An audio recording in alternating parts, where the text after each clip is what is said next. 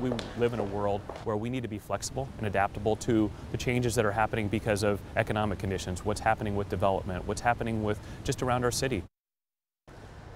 Well, it's a structured 35-year plan, 35 years, called Transportation 2050 or T2050, designed to improve how you get from point A to point B. Okay, so as you well know, there's a set path for the program.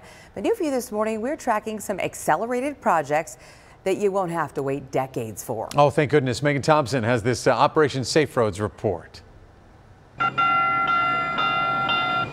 Light rail, bus, and streets broken down by the numbers. The Transportation 2050 project planning to add 42 miles of new light rail track, provide 15-minute frequency on half of all bus routes, and add 1,080 miles of new bike lanes. That's just a piece of the plans that was approved by voters back in 2015 and paved out through the decades. Now, some of those bike lanes and bus routes already completed in the 2.5 years since this all started. And we're learning you won't have to wait years for more improvements to your commute. This is a 35-year program, and we're doing our best to make sure we're using those funds wisely throughout the 35 years.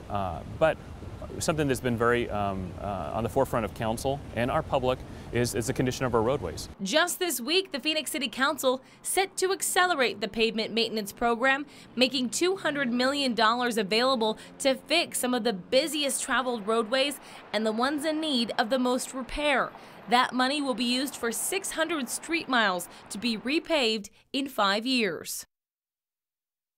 City officials say the T2050 program is really built around your feedback, especially when it comes to some of that road repair. So if on your commute you notice that some parts need improvement, they want your feedback, Dan. So in this story on abc15.com, we have a link for you to submit what you have to say. Yeah, few things bring out the opinions like transportation and travel and traffic and all of that. So I know from a lot of Valley folks. Thanks, Megan.